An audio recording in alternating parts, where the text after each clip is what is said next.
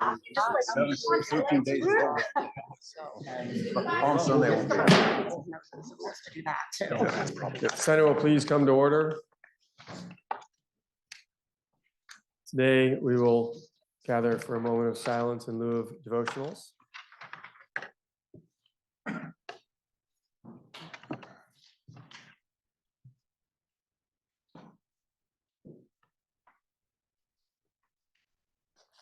Thank you. Before we get into announcements, this is one of those 3 special moments of the year where we come to realize that a third of your work has to be finished.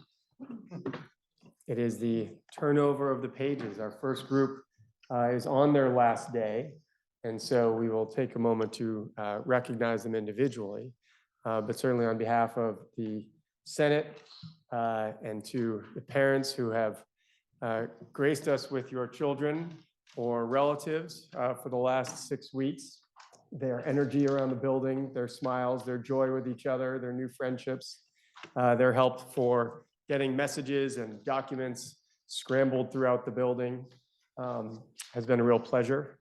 And I sometimes marvel, having been here for a bit myself, I myself have met over 600 pages in the years, and that doesn't hold a candle to the Senator from Lamoille or a number of others as well. But each group is unique and brings different energy and fun.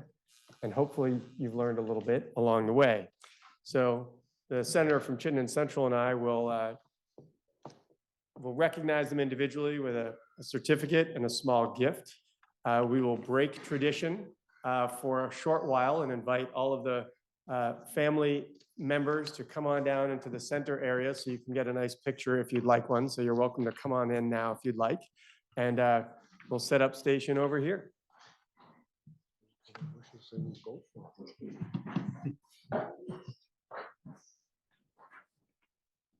And you're doing the last name alphabetical order if that helps. Yeah. You guys are fine. You guys are. This is your day. Yeah, if we stand across for them. So the first person is Ada Allen. Welcome, please.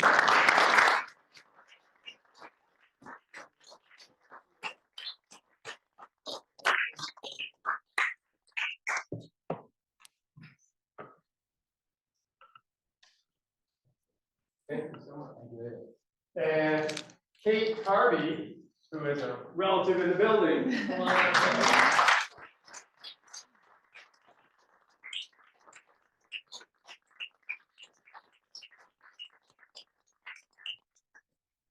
And Brody Dussault.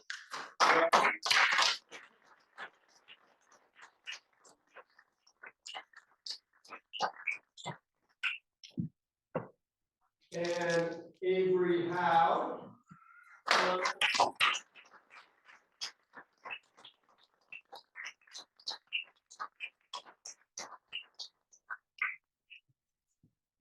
Gideon Cass, come on up.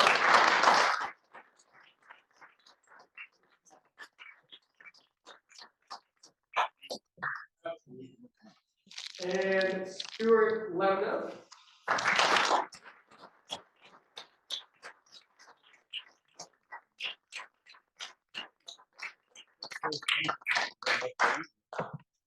And Margaret Platzer.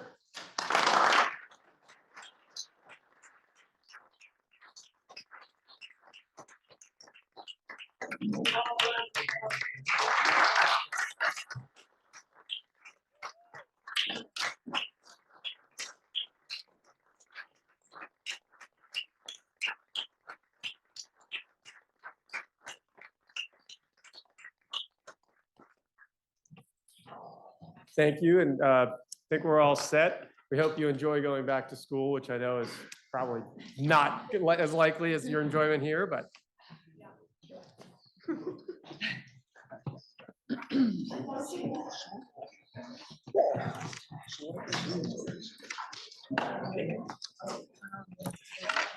Do we get to keep any of them for the work, or are they all going to go away?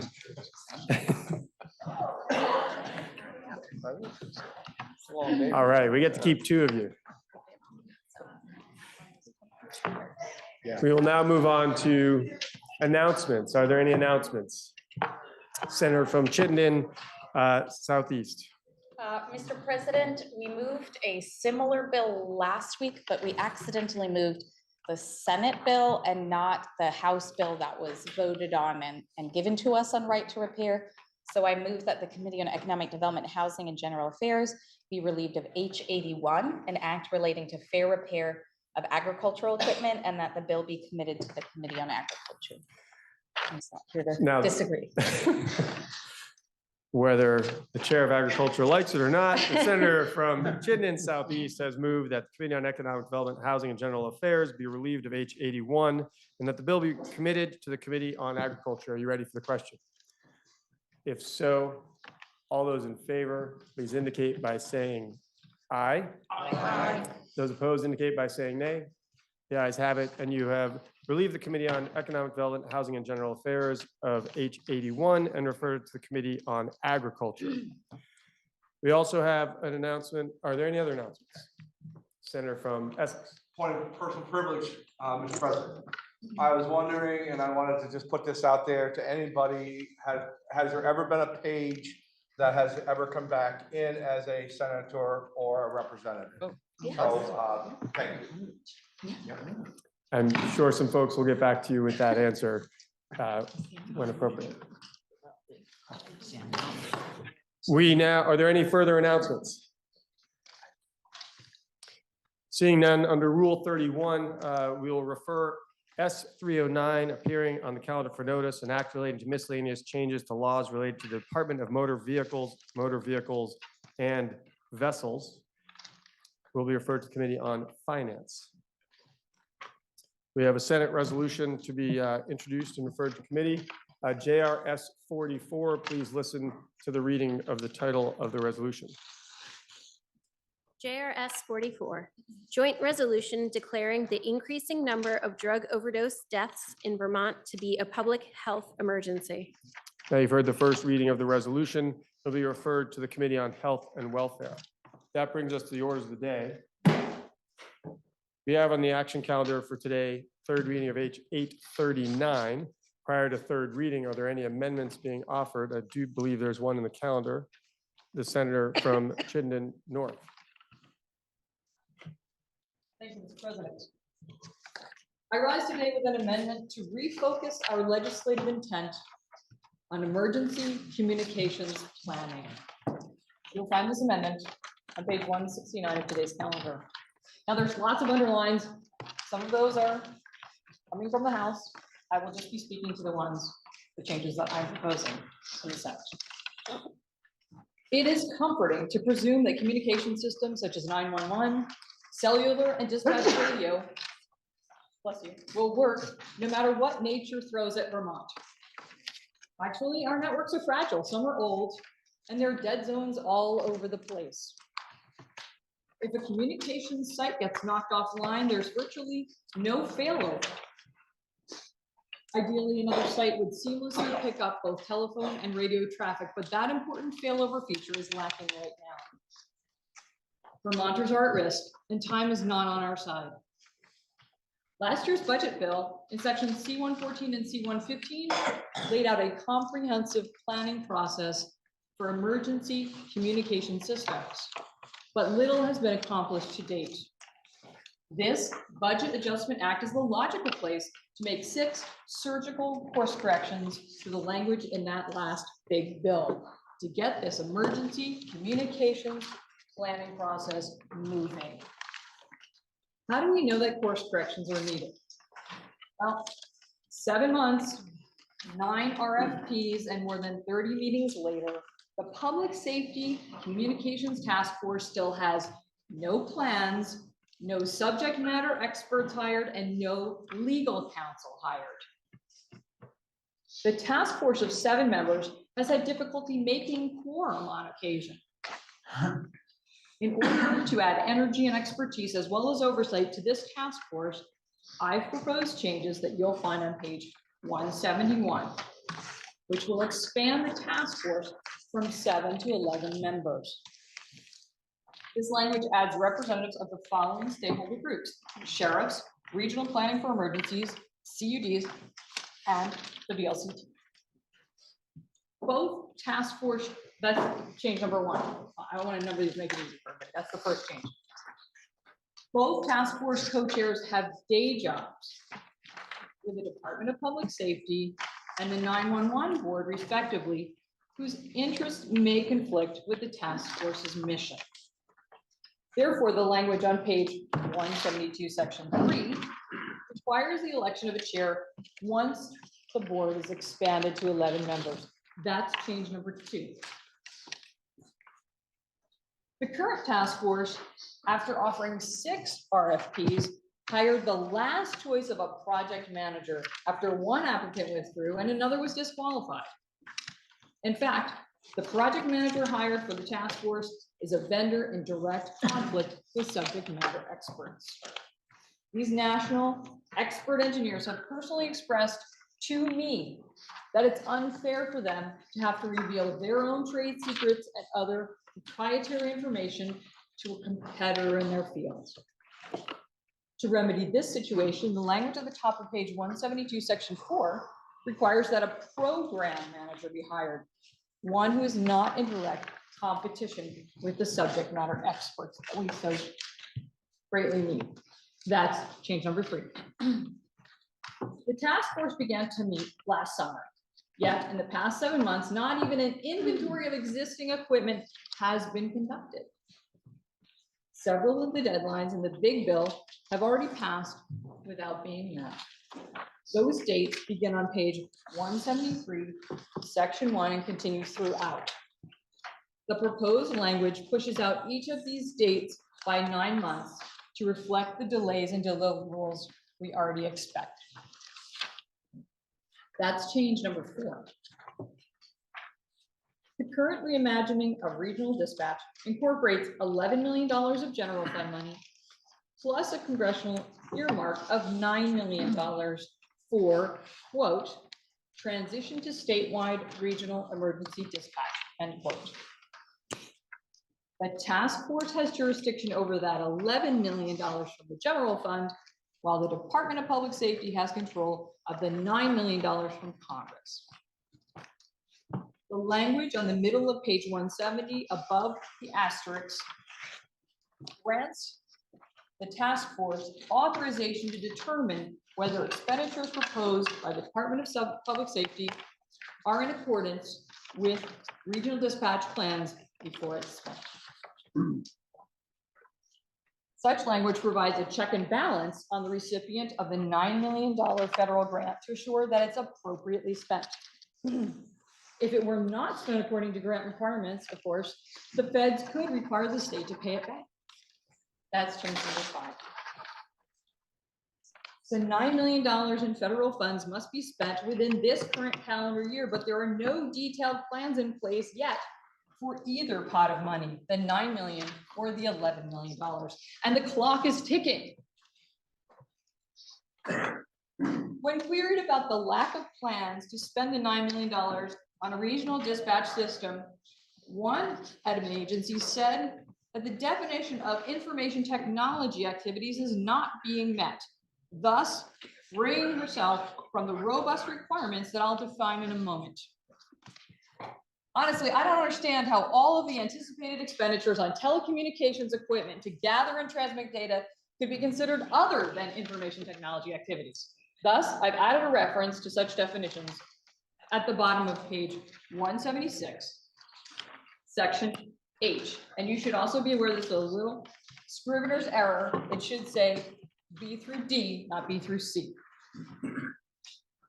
Let me give you a little background, if I may, on the definition of information technology activities. It was the Institutions Committee back in the early 1990s that first passed laws which reside in 3 VSA, sections 3301 and section 3303. The impetus for those statutory guardrails grew out of major investments in computerized motor vehicle and court systems that wasted millions of dollars of taxpayer money on systems that failed to deliver. Specifically, 3303 defines as an information technology activity the creation, collection, processing, storage, management, transmission, or conversion of electronic data, documents, or records. And B, which is specifically cited in this amendment, the design, construction, purchase, installation, maintenance, or operation of systems, including hardware, software, and services that perform or are contracted under Administrative Bulletin 3.5 to perform these activities. Section 303 requires that for every system costing greater than $500,000, a business case is required, including cost benefit analyses, status reports, risk identification, and mitigation to protect the public's investment in these systems.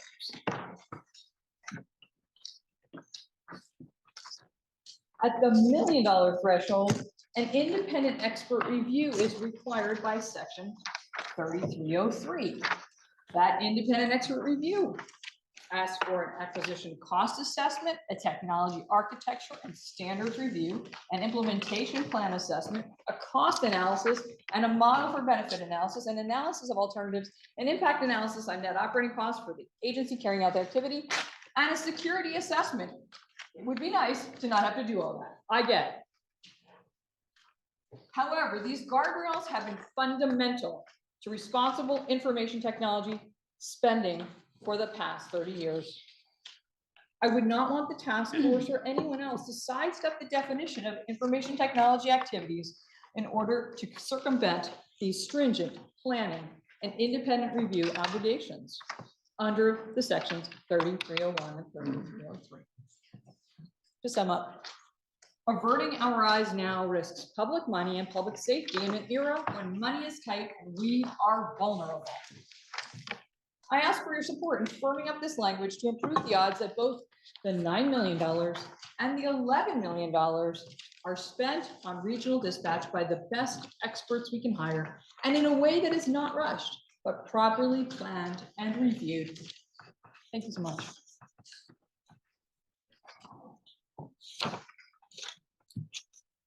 Question is, shall the bill be amended as offered by the senator from Chittenden North? Are you ready for the question? Senator from Caledonia. Thank you, Mr. President. The Appropriations Committee reviewed this amendment this morning. We've put our attention, obviously this covers many other issues than would be within the jurisdiction. But the provision that would delegate authority over expenditure of funds to a task force is not a policy that we support. We need to be very clear that we have certainly two pots of money, one of which is the general fund that was referenced, and the $9 million COPS grant that has come to the state. But we need to be clear that that this task force is independent of the Department of Public Safety that is the recipient and responsible and accountable for the block grant. So I would simply say there is concern, obviously, and a bit of frustration about the length of time that this project has taken. I would say that there are references back to the old failed IT projects. This is much more than an IT project in many regards because it gets into how we put together a statewide dispatch system right now. This is in large part being driven by the Department of Public Safety telling us that they do not want to continue providing dispatch services for municipalities or other entities. And the reason for this is looking at how we put together 911, emergency dispatch, and obviously the other thing comes in that is complicating. Many entities are getting dispatch services for free from the department. And anything that we move away, it's going to mean entities that are currently getting a free service are going to have to pay.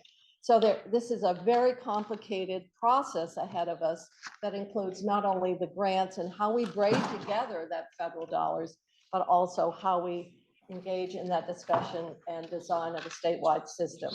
But the part that the Appropriations Committee considered was the provision that would authorize the task force to have control of expenditures.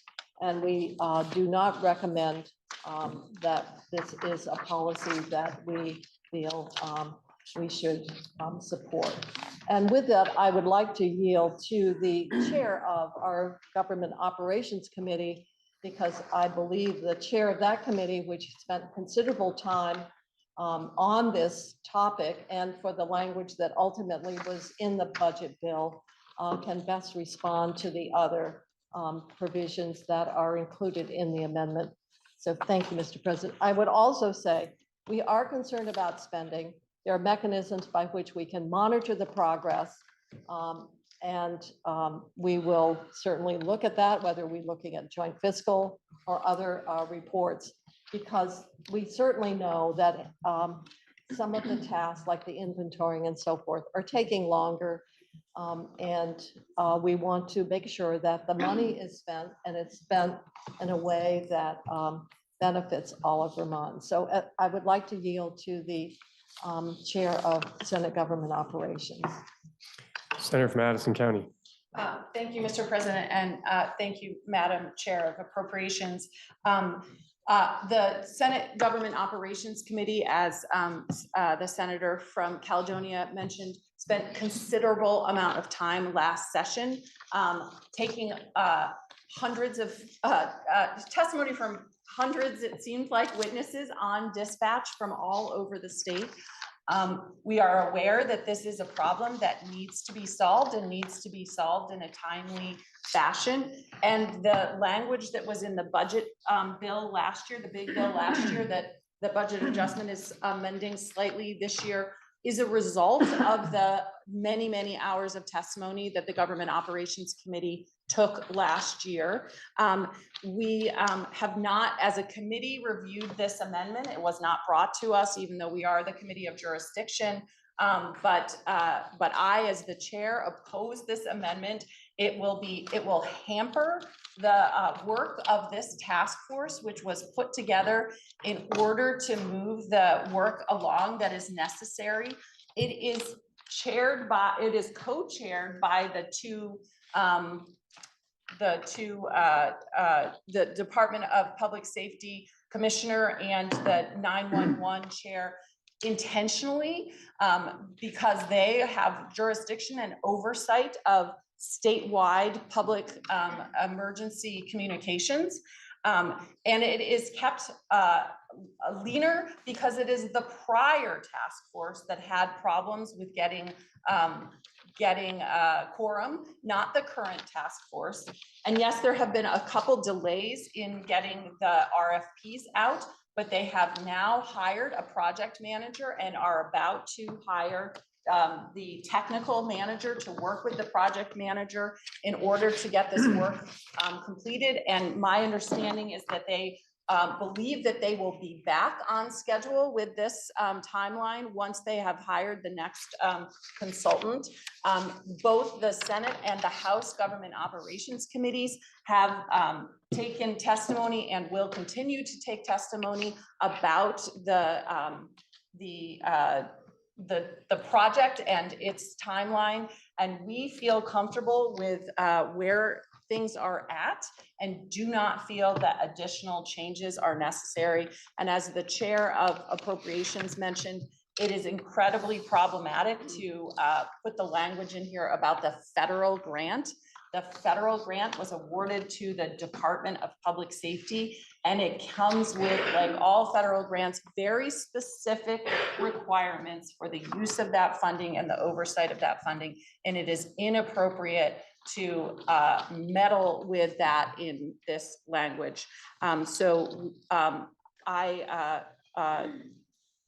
I assure you that there is oversight happening and that you can rest assured that your Government Operations Committee and the Government Operations Committee and the other body are taking a look at this and making sure that it's moving along. And I urge you to vote no on this amendment. Thank you, Mr. President. The question is, shall the senator from Chittenden North? May I respond to both You have every right to do so.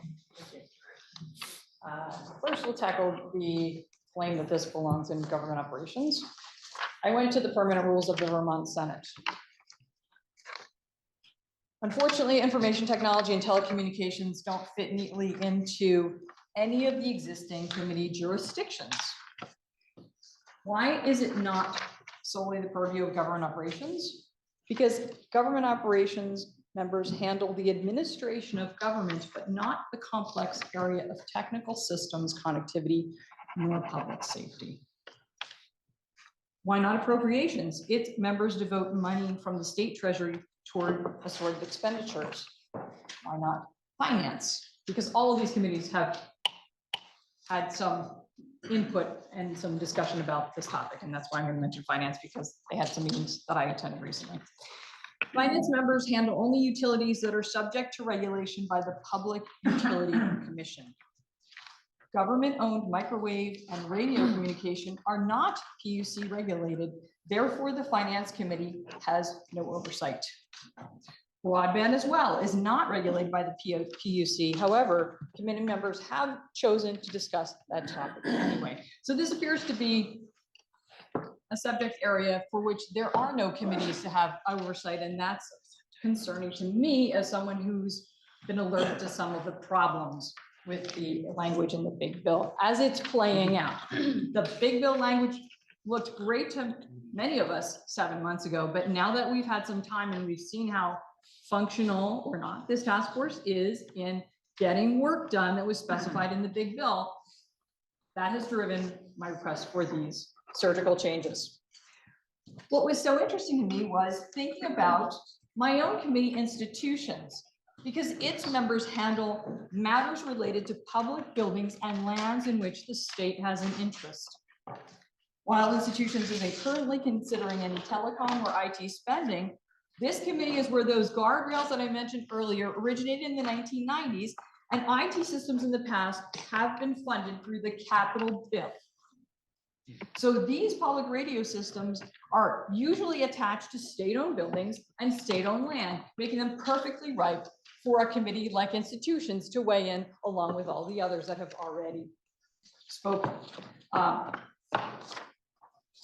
That's my pitch for why this doesn't have a home and why I felt I had to come and bring this to the broader body, because I wasn't hearing satisfactory oversight from any of these committees that it turns out really don't have direct oversight of this topic. The Department of Public Safety, to address the concerns of the Chair of Appropriations, the Department of Public Safety is not required as a grant recipient to do anything. They could let time pass and let the grant expire. For instance, if they had no plan approved or independent review completed, the money would revert back to Washington, D.C. The Department of Public Safety has no duty to perform. The legislature is well within our own rights, if not our own obligations, to assure proper oversight of distribution of these funds as we see fit. Thank you. Senator from Washington. Thank you, Mr. President. I want to thank the senator from Chittenden North for pointing out that we seem to have an oversight. Who is in charge, clarification, and I would look to, I think it's the Rules Committee who decides what committee is in charge. But whether anyone's in charge or not, this is a major policy change that has been seen by no committee, and I would say is therefore inappropriate to the budget adjustment. Senator from Essex. Thank you, Mr. President. As Chair of Institutions, if this bill was funneled into our committee with agreements from all the other chairs and all the senators, we would gladly look at this. But at this point in time, I don't see any mechanism that puts that anything into our committee. And at this point in time, I would be a no on the amendment. Question is, shall the bill be amended as offered by the senator from Chittenden North? Are you ready for the question? If Roll so, call, please. a roll call has been requested. Question is, shall the bill be amended as offered by the senator from Chittenden North? Are you ready for the question? If so, the secretary shall commence to call the roll.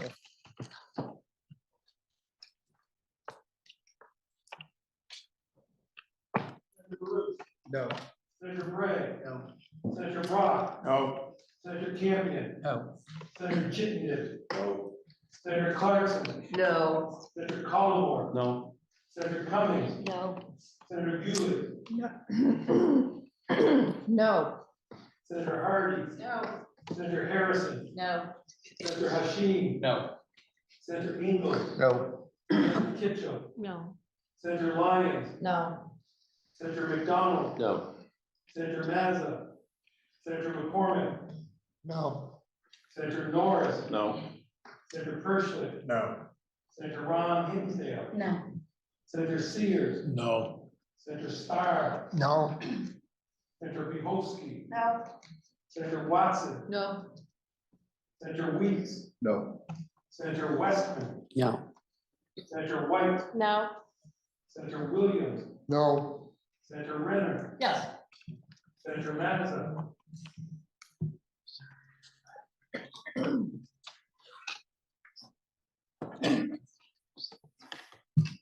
Please listen to the results of your vote. Those voting yea, 1, those voting nay, 28. And you have failed to further amend H 839. Are there any other amendments before third reading? Senator from Caledonia. Thank you, Mr. President. Yesterday, a question was asked about the language about family childcare homes Oh, we don't do and this. what the If- language. If I may, Senator, we are not on the motion to pass the bill, which is when further conversation would be part of the orders of the Oh. day. At the moment, it's whether there are amendments to be offered. I understand that there may be an amendment being But I drafted. don't have them yet. So we may need to just take a brief recess till the fall of the gavel. All right. All right. We have them.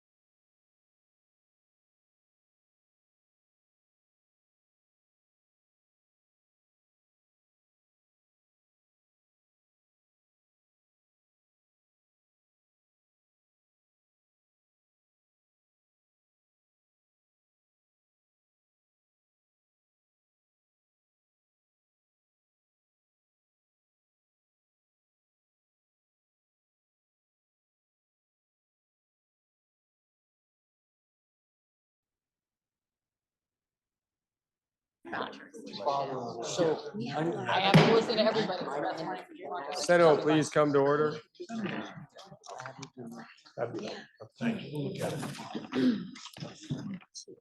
As stated before, we have H 839. Are there any amendments for third reading? Senator from Caledonia, I believe you have an amendment on behalf of the committee.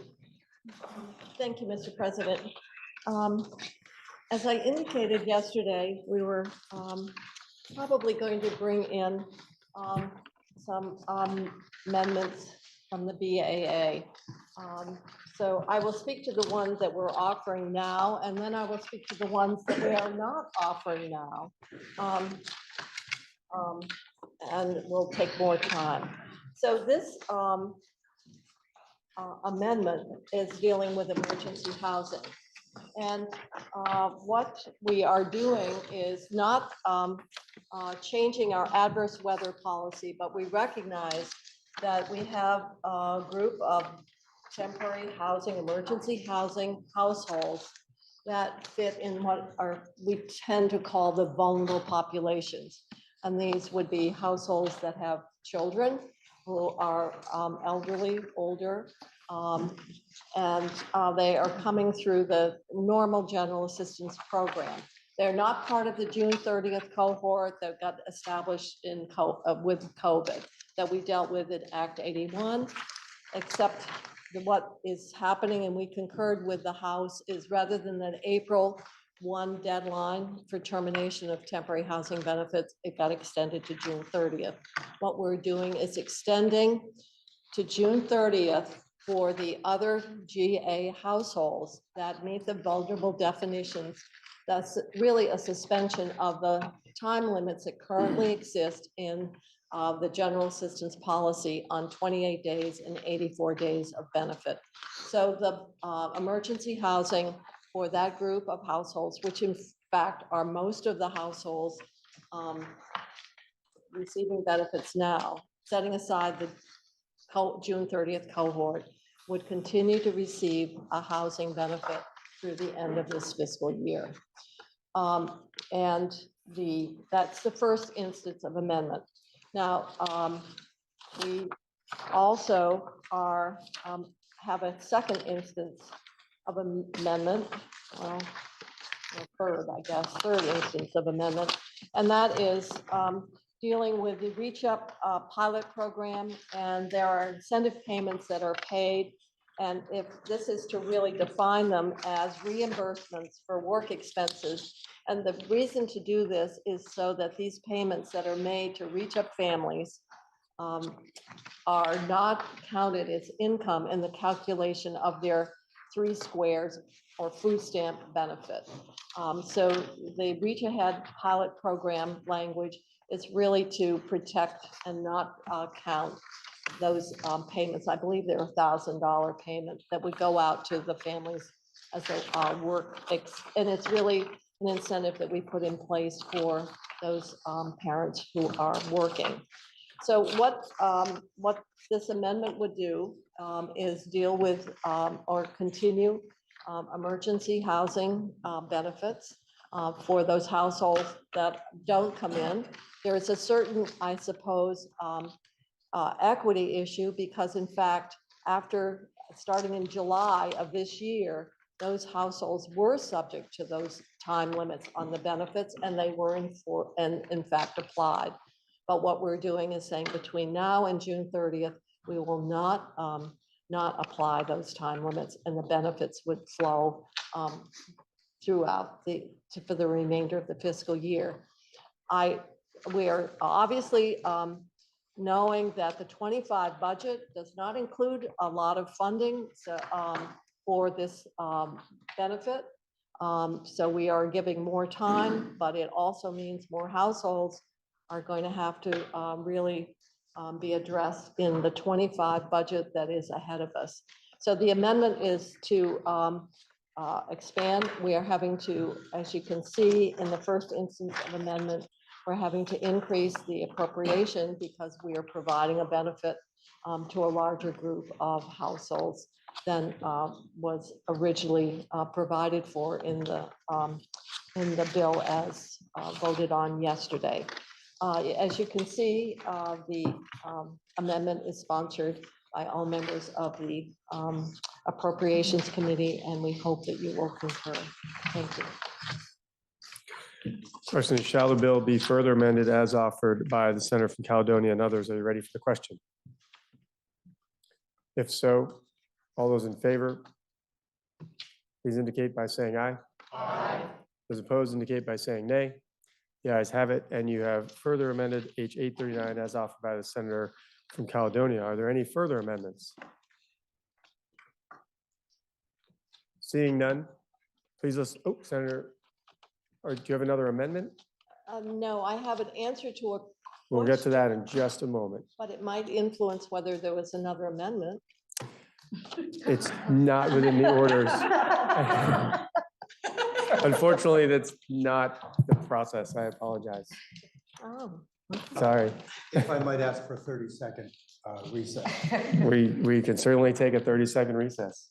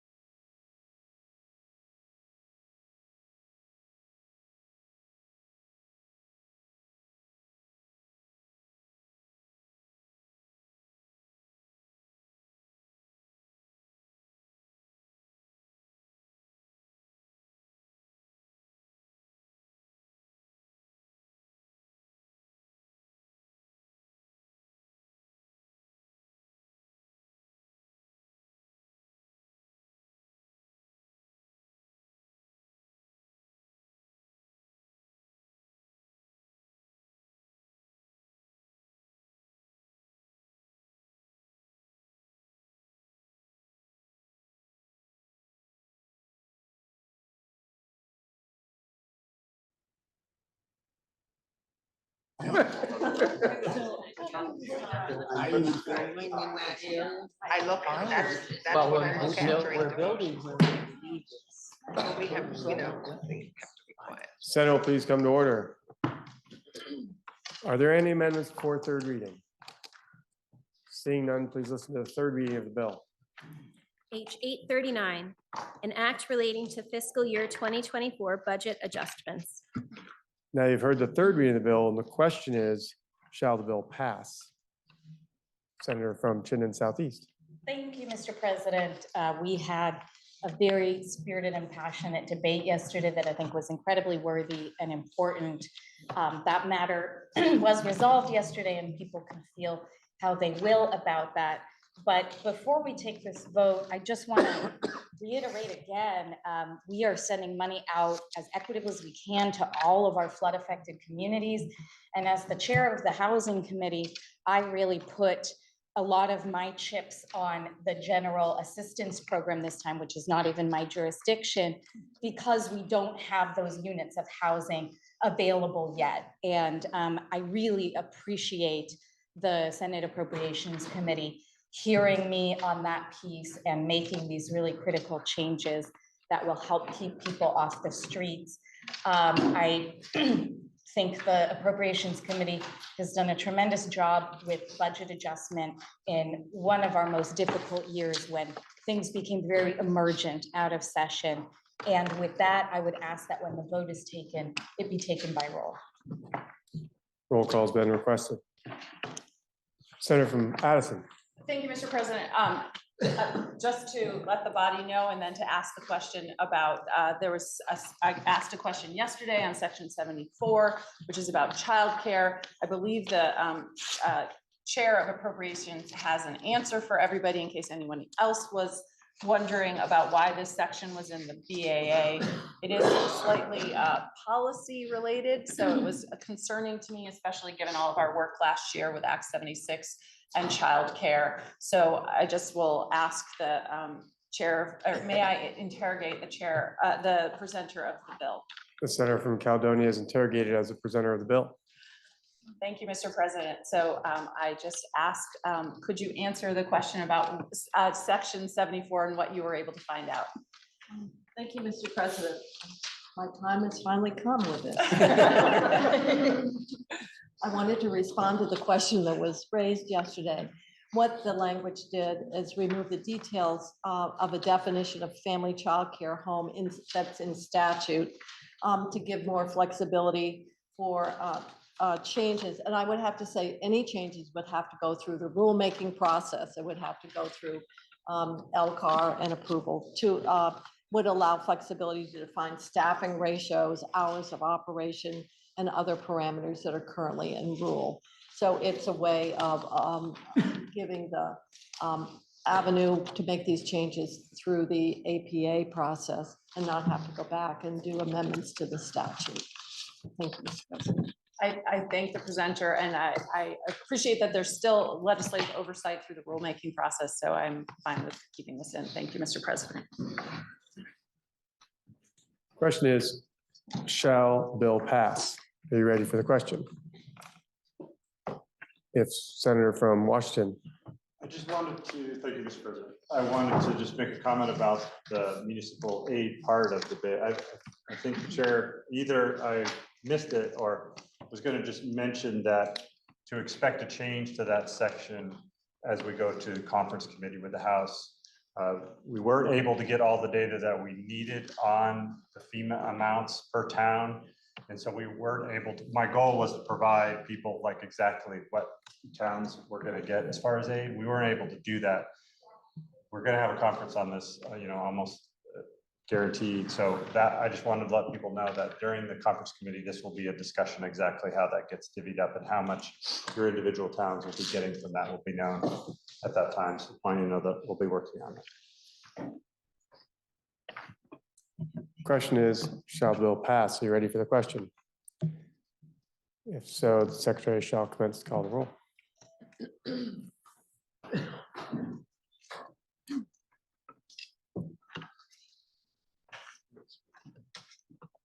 Senator Baruch, Yes. Senator Bray, Yes. Senator Brock, Yes. Senator Campion, Yes. Senator Chittenden. Yes. Senator Clarkson, Yes. Senator Collmore. Yes. Senator Cummings, Yes. Senator Bueller, No. Senator Hardy, Senator Harrison, Yes. Senator Hashim, No. Senator Ingle, Yes. Senator Kitchell, Yes. Senator Lyons. Yes. Senator McDonald. Yes. Senator Mazza. Senator McCormick. Yes. Senator Norris. Yes. Senator Pershman. Yes. Senator Ron Hinsdale. Yes. Senator Sears. Yes. Senator Starr. Yes. Senator Pihovsky. No. Senator Watson. Yes. Senator Reese. Yes. Senator Westman. Yes. Senator White. Yes. Senator Williams. Yes. Senator Renner. Yes. Senator Hardy. Senator Mazza.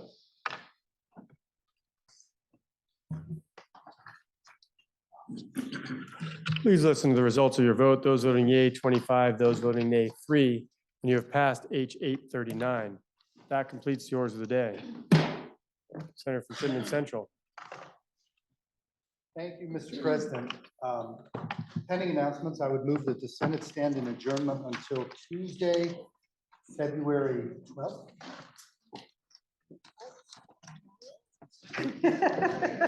Tuesday, 13. the 13th of February at 9:30 a.m. Are there any announcements? Senator from Washington. Thank you, Mr. President. Senate Finance will meet at 1 o'clock. Senator from Madison. Thank you, Mr. President. The Senate Government Operations Committee will meet at 1 o'clock to gather for our field trip to the city of Barry. So please be prompt so we're not late to meet people. Thank you. Senator from Bennington. Senator from Essex. Thank you, Mr. President. Senate institution for me at 1, and may I add just another little personal privilege. I have, after a wide exhaustive search, there have been some results turned back in of my question earlier.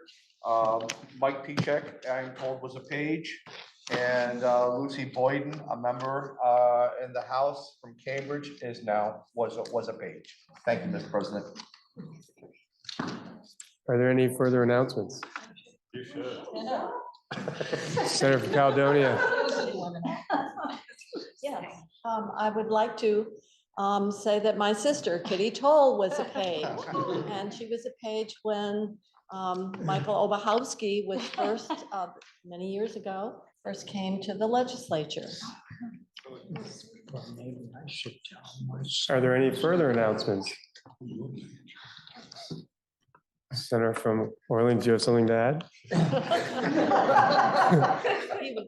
I wasn't going to get in on this. Well, it just sounded like you might want to share something. I wasn't sure. But my son was a page about 10 or 12 years ago, and it was a real pleasure having him here. He's not a politician. There's only room for 1 star. Are there any further announcements? Or shall I close this down sooner than later? The senator from Chittenden Central has moved that the Senate stand adjournment until Tuesday, February 12th or 13th until 9:30 a.m. Are you ready for the question? If so, all those in favor, please indicate by saying aye. Aye. Those opposed indicate by saying nay. No. The ayes appear to have it. The ayes do have it, and the Senate will stand adjournment until Tuesday, February 13th at 9:30.